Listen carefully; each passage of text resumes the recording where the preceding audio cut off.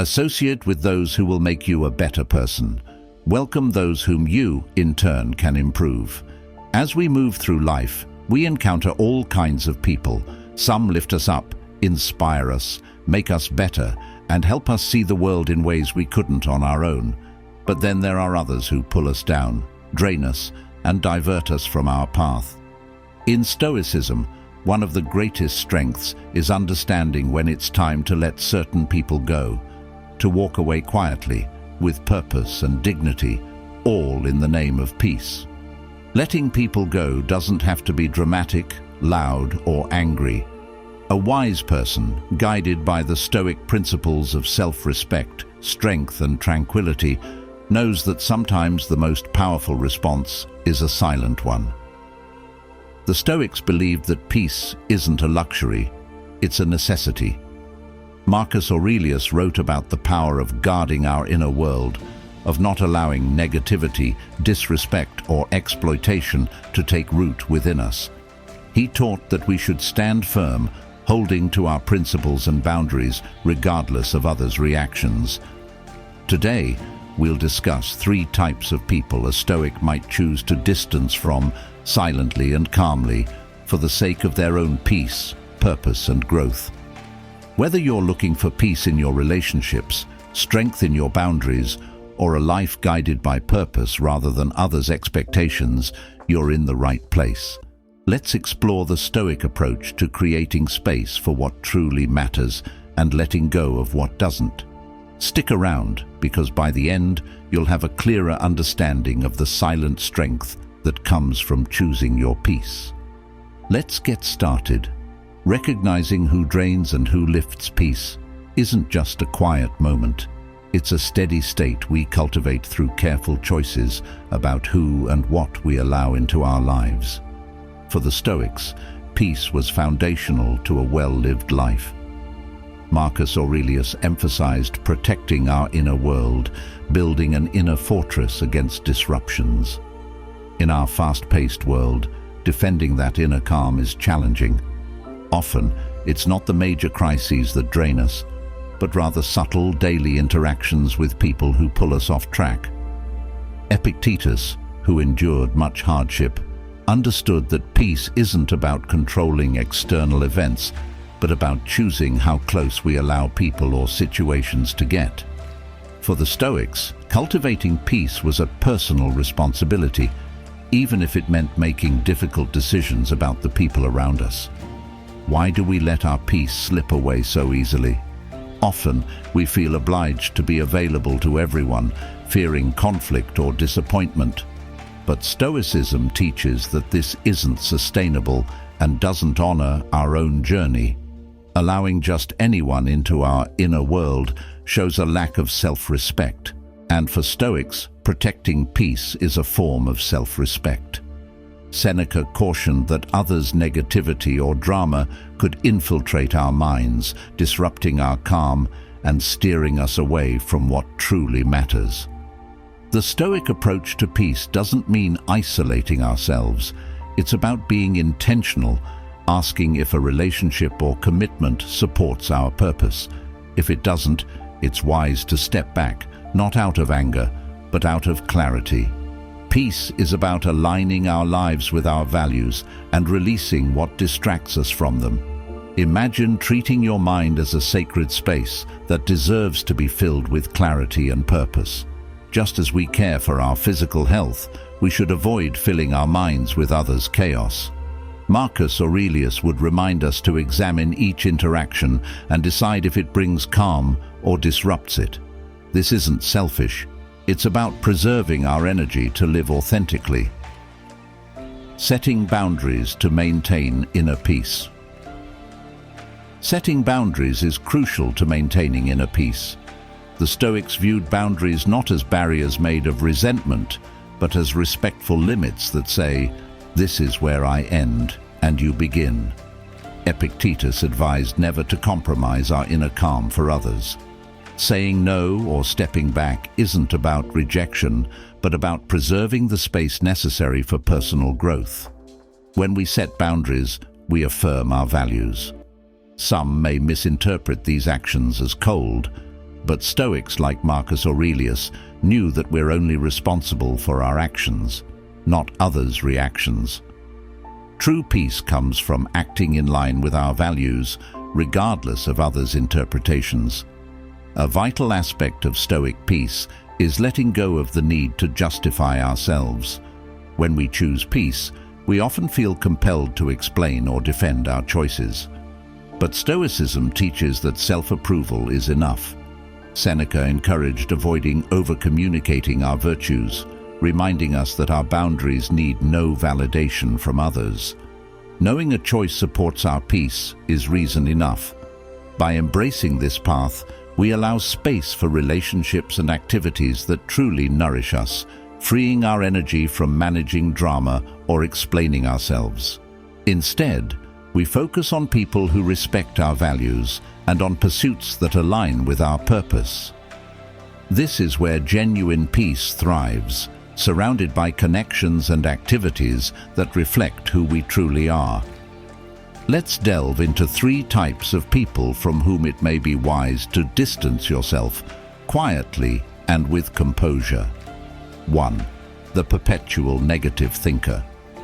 The perpetual negative thinker is someone who consistently sees the worst in everything, casting shadows over joy, excitement, and optimism. While we all have off days, their constant negativity can become contagious, affecting even the strongest minds.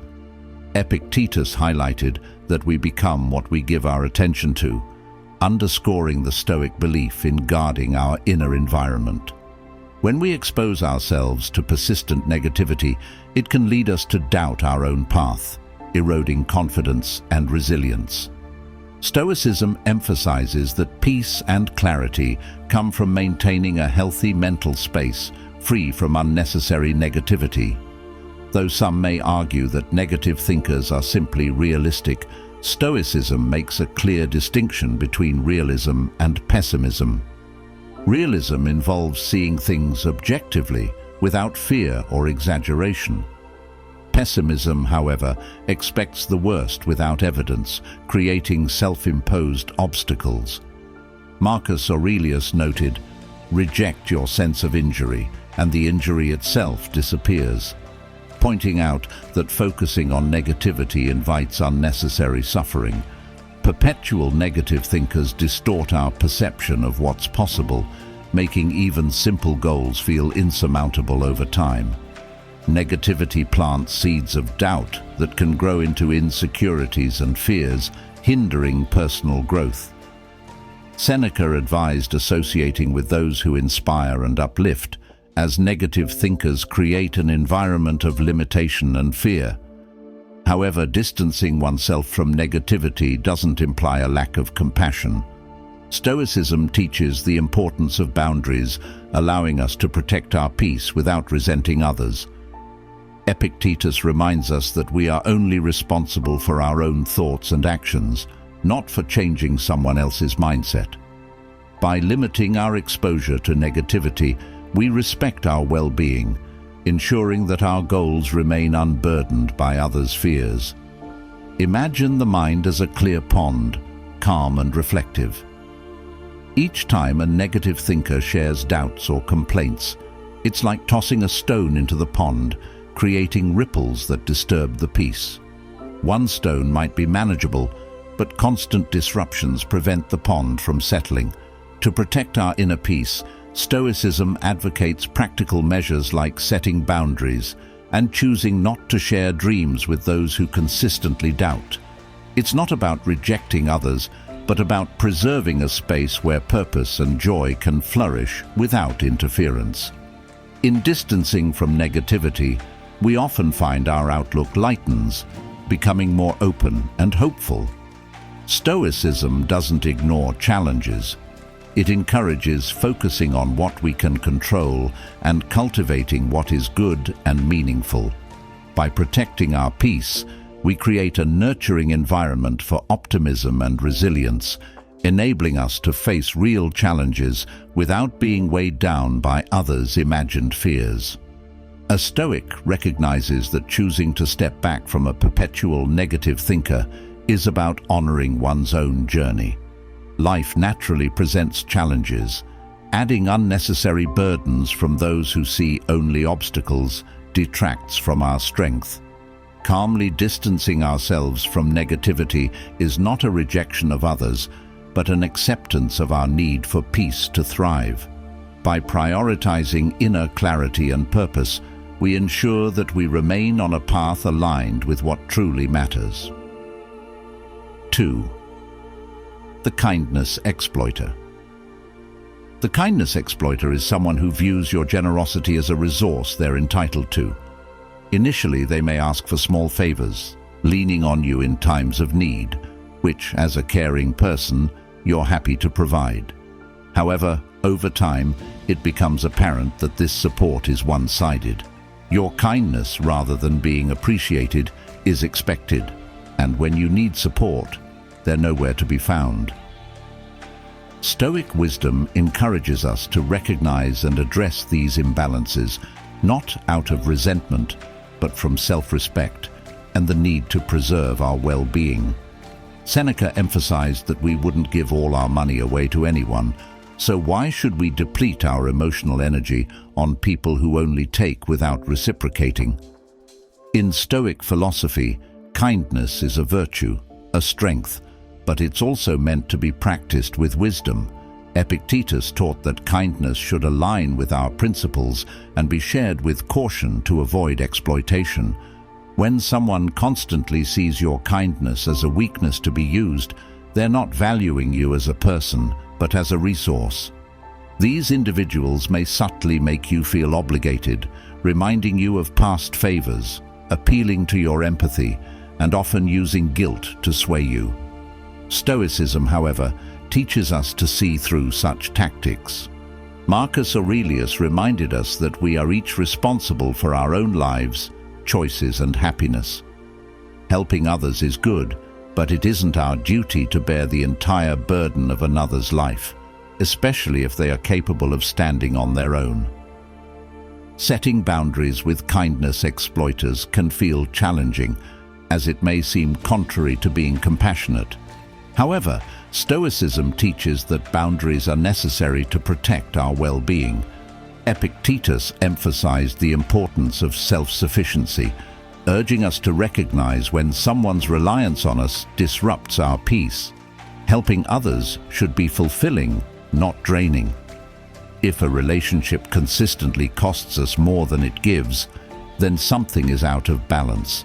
It's much like the principle of putting on your own oxygen mask first before helping others. You can only truly support others if you have stability yourself. The kindness exploiter, however, ignores this principle, taking your time and energy without concern for your needs. For them, kindness isn't a gift, but a service to which they feel entitled. Stoicism teaches that kindness should not lead to self-sacrifice or suffering. When someone's constant dependence leaves you feeling depleted, it's a signal to set boundaries. A Stoic response to a kindness exploiter involves creating silent boundaries. There's no need for confrontation. Instead, begin to say no more often or limit the time spent with them. These boundaries aren't punishment, but a form of self-respect. Seneca advised nurturing relationships that contribute to our growth. When someone only takes, they don't foster growth, but instead stifle it. A Stoic gracefully disengages from such relationships, preserving their energy for those who genuinely value it. Real kindness respects both the giver and the receiver. If someone is exploiting your kindness, they're not receiving it sincerely, they're abusing it. Stoicism teaches that virtues should be practiced wisely, and kindness without boundaries leads to exhaustion, frustration, and resentment, all obstacles to peace. If a relationship repeatedly leaves you feeling drained, it's a sign to step back and realign with Stoic wisdom. Limiting interactions with kindness exploiters also opens space for meaningful relationships, ones that value your kindness as a shared connection rather than a resource. When we focus on these balanced relationships, giving becomes natural and fulfilling. Instead of giving from obligation or guilt, we give from a genuine desire to connect. This shift, in turn, nurtures our own sense of peace and well-being, aligning with the Stoic goal of living in harmony. By setting boundaries, we're not just protecting our energy, but affirming our worth. We're saying, I deserve relationships that respect my kindness, not ones that exploit it. This quiet strength, this calm boundary setting, embodies Stoic philosophy, treating kindness as a gift that respects both ourselves and those we truly want to support. 3. The disrespectful person. The disrespectful person, whether subtly or overtly, disregards your boundaries, values, or worth. They might make snide remarks, dismiss your ideas, or ignore your boundaries, reflecting a lack of respect. Stoic philosophy values respect as essential to meaningful relationships. Marcus Aurelius emphasized honoring both ourselves and others, recognizing that dignity should be mutual.